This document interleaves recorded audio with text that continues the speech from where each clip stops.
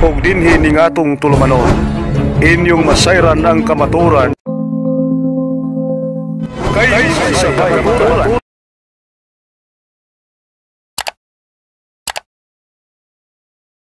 Mangutana ko. Chance. Okay, lain pangutana. Ako yung mangutana. Napay mangutana. Uy, di na basta-basta. Salamat. Mangutana ko ni... Picture min duha kay nangutana na. Picture to niya. Akong nasabtan ka ganina nga believe kay ka sa Biblia. Oh, yes, sir. Maestro naman tani. Oh, maestro, bitaw ka, mutudlo man ka. Oh, maestro. Okay. So, sunod nga pangutana, sir. Kay niingon ka man nga believe kay ka sa Biblia, ako pangutana, nasayod ba ka? Nga ang nag-compile sa Biblia, mao si Papa Damaso. Okay, mutubag na ko. Mao bitaw nang ni-believe kung maayos Biblia kay naay ni compile. Si Damaso nga atong kaubang Katoliko. Noon sa ma. Okay, salamat. Noon ay nakaligon ako nga Biblia jud ko. Therefore, oh, kay believe kay ka sa Biblia, nga gi-compile sa simbahang Katoliko, nganong wa man kay pagtahod o loyalty, obedience sa nag-compile o produkto raman ng Biblia sa simbahang Katoliko. ang imong batabot nga wa ko motahod. Okay, tubagon ako. Ni tahod ko gagamit ko Biblia ninyang gihimo. Ang pagtahod, paggamit sa Biblia o pangayog ka alam sino o kay naa na compile. So therefore, dako kay kagpasalamat sa simbang Katoliko. Uy, pwede salamata. Salamat. Oh, kay wa pa mga suwato. Ato lang pong isakay ni kay aron pabor-pabor po ba sa ato. Kung wa pa magsuwat ang Katoliko, asa naman ko mangitag kamatuoran? Salamat, bro. Sali. Okay. Sa to pa, okay. Believe ka sa Biblia o believe po ka sa simbang Katoliko. Yan nag-compile ni ini. Ang nag-compile lang. Malagi. Kay gasusi pa man kos doktrina mo nang i-final na og aron maklaro gyud na madesisyonan sa gyud to na pa, Bersali, ako gusto nga masabtan nga believe po ka sa simbahan. Kay kung ni-believe ka sa bunga, sa buhat sa simbahan, di believe sa ka sa mao nga nagbuhat. Ako karon ato sa kus believe sa naghimos Biblia. Oh, lagi ang simbahan. Nya apil man na sa simbahan lagi. Pero kung masusi na nako ang kamatuoran nga sakto jud ta, mo believe ko sa katibukan kung sa simbahan. Mo lagi na ang Biblia ni believe ka nga buhat lang sa simbahan, di ba? Samot na ang nagbuhat ni ini. Mao gani nga una karon ang nagbuhat kay nana may gigamit. Okay. Og makasusi nako nga tanang doktrina sa ato sibo sa Kinasibuan. Og sibo nan kana Kinasibuan. Luto na ko ana. Salamat. Masunog. Salamat. Kung na makuwang mong good Bersali kung mo appreciate lang ka sa Biblia. The more ka mo appreciate sa simbahan. Kay kung wang simbahan, di ma-preserve ang imong kanunay gibit-bit sa plaza. Kana, di ba? Sakto. Sakto ba ko? Kinasaktuhan padre. Aper. Apit kaya okay. lang. Salamat, Pader. Okay. Sa di pa mo mangutala si Christine, mangutala si Christine, dalan sa ko'y usa ka pangutana, usa lang. Usa. Sige. Kanang, sabi, one lang ha? One. Kanang, ang mga apostoles, gidanagan og Espiritu Santo. Yes, sir. Kanya, ikaw, gidanagan po ka. Personal na, punin mo na na. Gidanagan pa ka.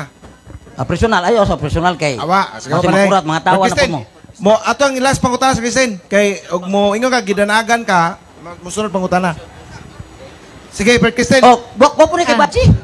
Okay. Guwapa rin, guwapa. Gabi, bro. Dili ni siya about sa Biblia, pero kinaabot ni sa imuhang statement about ni Padre Pio. Nalipay ko, isip deboto ni Padre Pio nga, nakapasar siya nimo. Nalipay ko. Now, karon kay siya, ni Susi man kasi ang kinabuhi. Di sakto? Di, ang nasusi karon sa iyang suwat pa. Sa iyang luwas ID. Luwas na siya ba? Na karon, na ako'y libro sa mga santos nga gitipigan gito nako. Mao. Kung ako ning ihatag nimo, andam ba kang mususi sa kinabuhi sa among mga santos? Kana! Ihatag naman ka. Ihatag na ko nimo ha. Ay, balbaligya po Now, maningil ko sa imuhang kuan inig human anig basa ni man. Maningil ko sa imuhang makapasar ba ning mga santosa okay, sa imong salamat sister. Sige, andam ko na siya mo dawat. Unta dili nimo sayangan. Kana pa tagaan. Okay, Borak, let's do it na. Nay mga closing statement. Akong closing si Father Darwin, mohatag og. Okay, salamat niyo mga higalan. Itubay mo na ako nga hilaw-hilaw nga Katoliko. O niya, before ko mo bless sa inyong mga religious items, pasalamat ko ni Pastor Evangelist Gamaliel, si Pastor Ismail, kay nagdala siya, kay doon na siya yung schedule. Sige. Kanya human na ni magsinulog ta as closing na to, nga sayaw. Papilo na to sila. No? Unya, si Pastor Darwin, ato gaan sila sa masipang pakpak. Unya, mo konklusyon lang ko gamay, no, fasting sa takadon. Katong gibalik-balik sa atong pinangga kay ng igsuon, lipay ko karon kay sila ito gipasulti. Kung ako ray mosulti manguli. Mo na nga ato silang paminawon, mo ni atong krusada ron paminawon nato sila, mangutana ta nila. Kay daghang panahon wa nato sila mapanamati. Mo na nga usapon niya sa tawag nato sa Santo Papa nga synodality. Ang synodality is listening. Church. Kita mamati labi na sa mato mga pinangga nga igsoon. Nato pakpakan sila. Nya salamat sa inyong pagpamati, no? Unya katong giingon ni Pastor Ismail, wa naman siya dire nga Yahweh jod, katong term Yahweh di na siya Hebrew term. Og atong nasinati, og atong nadungog, nga it is an English name. Ang equivalent sa Hebrew, sa Yahweh, di ni mo mabasa. O na, Yudhi, Wawhi. So, dapat, kung balik Hebrew, mo na iyang i-pronounce. Yudhi, Wawhi. Ang Greek, Kyrie. Mo na mo, kanta bitag tag Kyrie eleison, Lord have mercy. Kaya ang Lord is Kyrie.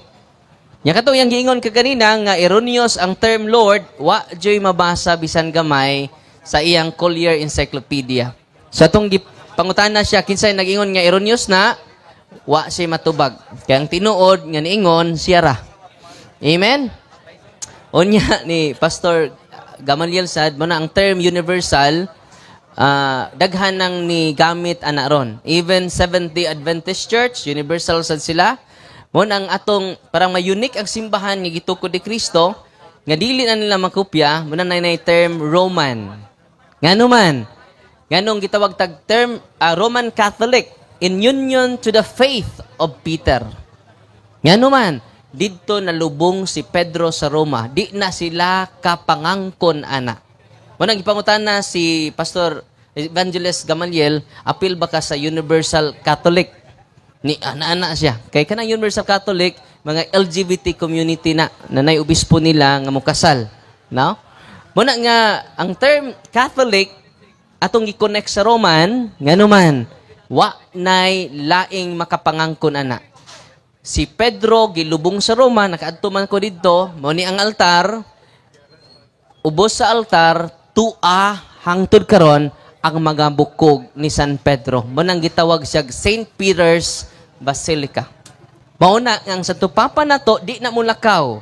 Anha ra jud siya sa Roma. Nganuman siya ang ligon nga successor ni San Pedro. Atong pakpakan ang atong Santo Papa. Mulakaw man ganina siya, mubalik yun na sa Roma. Dili na imit pa sa mga protestante. Maimit nilang term Catholic. Kami, Father, Catholic sad me. Di ba? Kami, Father, nga mga born again Catholic po kay naami sa Japan, naami sa Korea, naami sa Amerika. Natinood. Pero why maka pangilog ng term Roman Catholic? Nga, usa lang ang gibilinan sa Yahweh, si San Pedro lang. Mao na nga, kung doon na, kining ato mga pinanggang igsoon, lig-on ebidensya nga makakonek sila ni Pedro, why daghang rason. Akong hukason, akong sutana, magpamimbro nako nila. Pero sad to say, hangtod karon wala pa jud. Amen? Kaya anuman, only the Catholic Church, the Roman Catholic Church, makapasar sa qualification sa pagkatinuod niya simbahan. Atong pakpakan ang ato simbahan. Unang katong gingon, balik ta ni Pastor Bayenting, ako lang tanawon ang history. Katong iyang gingon, Yahweh Jod, kibaw ba mo, ang history nagingon, by 200 BC, before Christ, Second Temple period, the divine name was spoken only by the high priest once a year on Yom Kippur. in the Holy of Holies. Kanus aday mo sampit sila sa term Yahweh once a year. Kanus during the Yom Kippur, the Day of Atonement. Kinsay mo litok diana? Only the high priest. Nya, si Pastor Bainting, high priest? So, kung di ta magtuon dinhi, mahisalaag ta. Balikon ako ha. O sa gingon sa history, the divine name, Yahweh, was spoken only by the high priest. Imagine ka? Kanus once a year. Tanawa, badlungunon tong tawhan na to. May gani kay ni uli. Naingon na ba ako, Father, daghan na lagi view imong YouTube. Nya, wa day kay bahin ni mo, Father. Nangayo nagbahin. Maro jud ba tawhan na nangayo bahin, no? Unya, after 70 BC, the destruction of the second temple, since there was no more temple, wala may temple, kay asa nila i-pronounce ang term Yahweh adto ra sa temple. Nya kinsay mo pronounce? The high priest. Klaro no? Kini ato document lang. Nya kun ato silang subayan sa ilang document, ila ra din pagsabot ang nagpasulabi. Munang sa atong pagtuon makaigsunan, niining atong pagtuon dili nato pili-pili, dili ta selective truth. Kaya kung selective ta, wa ka manginta sa katidibok ang kamatuuran. Oh? The pronunciation, matod pa din niya, the pronunciation of Yahweh was completely lost. So, dili na sila mo pronounce anang term Yahweh. Amen? O niya, kining dili Hudiyo, kusog mo pronounce. Ansa? Kinsa tong ban dito kay nay mosud kuno nga tag-iya. Sumuna mga igsuon ko nga niya dinhi karon, wani tuyo nato dili ta aron mudaog sa atong mga dialogue dinhi kun dili makita nato ang kamatuoran. Kadaghan pila na katuig ato nadungog si Pastor Bainting nga ang term Yahweh Hebrew name. Pero it is an English letters. It is an English term, di ba? Unang nasakpan na to kaganina. Unang pasalamat ta sa mga CFD nga gitabangan og pangutana. Kay question is the beginning of wisdom. Unsa to? Question is the beginning of. Atong pasalamatan sila si Brad Kaloy, atong pakpakan. Atong pakpakan pud sila si Brother Paul Alima, no? Ang atong 15 years nga converted pastors, no? One of the converted pastors. Og si Brad Ryan Visera, uban na to pagpakan. Kung kisa pa to ubang nangutana, no? Si Brad Brad Edgar, og ato mga presidente sa lain-lain nga chapters sa Catholic Faith Defenders. Atong pagpakan, Pastor Butlay pod. Nasakpan si kuan nga wa basaha ang term God. Akong inas Pastor Bainting, gikatawan ka sa mga tao kay wa ni amo manggibutang diri ang search ni Butlay. So ngano nangatawa man to sila? Kay wa nimo basaha ang usage ngay night term God. Sa inyo ding gibutang diha. Tanawa ra. Selective lang. Kana bitang maigo sila, dili pabor nila, dili nila basahan, pero kita dili na nato buhaton. Ngano man ang atong pag-search sa kamatuoran, holistic. It is not half-truth, because half-truth is a whole lie. Matud pa ni St. Augustine. Amen? Unya, pasalamat sa ato mga, ato mga, ato pong katapusan, climax, pinaka-importante kay katapusan. Isa nga, unsa man ni Father, gipaanhin lang ko ninyo, di ko ninyo pasultion, ikaw may climax. No? Main event. Sana all, no? Nakatabi kag taas-taas ron, Pastor, aning Brad Percy. Mo nang kumani kanini patabion ka namo. No? Ya, daghan pong tao, no? Atong pakpakan si Brother Percy Price, nya sale pa jud. No. Dual redundant price nya sale. Mo nang pasalamatan ni Percy Sally nga uban nato karon o kaninyo nga niya dinhi karon, I hope nakat-on mo. Yang giingon ni Brad Prissy Sally, nagbasa, appreciate kay sa Biblia, lipay kay ko, pero ang kulang lang wa siya ma-appreciate sa simbahan ni Kristo. Mag-unsa man ang pulong sa Ginoo without the church. Abi ninyo, kuwang kay na.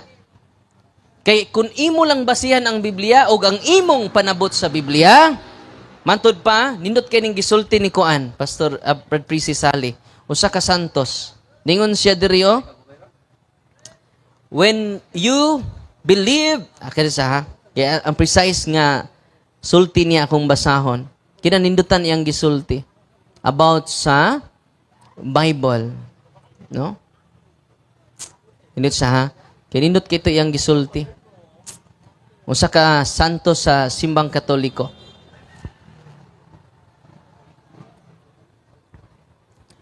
Oh, nawa man dire. Ang ako lang may numduman, mingon siya, nya kung nagbasa ka sa Biblia, unya, mas nituo pa kas imong panabot, wa ka modawat sa Biblia, ang imong gipromote, imong kaugalingon. Unang bisag pari na ko, Brad Prissy Sally, I need to listen to the church. It is about an act of obedience, an act of humility. Bisan unsa ka bright nimo, without humility, we cannot enter heaven. Unang akong hangyo nila, bright naman kayo sila, kinahanglan, bisan unsa nato ka-talented, di ta kasud sa langit. Bisan unsa nimo ka bright, bisan unsa nimo ka gifted, dili na may measurement makasud ta sa langit. Giftedness without virtue, you cannot enter heaven. We need virtuous life. We need to obey the divine institution founded by Jesus Christ. 12 years naman ko sa seminaryo, pero dili ko magmaumao, dili ko maghaum-haum. Pumito nang sa akong mga wali mo quote ko o mga church fathers. Ganuman, it is a humility. O nang bisa doon sa nimo ka bright, usahay matintal man ta. Nga ako ng initiative, ako ng hunahuna, ako ng reflection. Don't forget, we are nothing before the eyes of God. We are nothing. Bisan pila kayawa imong gipagawas, you are nothing. Bisan pila ka mga masakiton imong giayo, you are nothing. We are nothing. Watay angay ikapanghambog, bisan unsa pa nato kahabog, kay kitang tanan, puro ra gikan sa abog. Amen?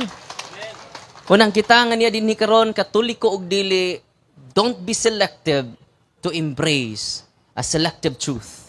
We need to embrace the whole truth. Nothing but the truth. Because Jesus is the truth. Don't be afraid embracing the truth. Because the truth will not hurt you. Only lie will hurt us.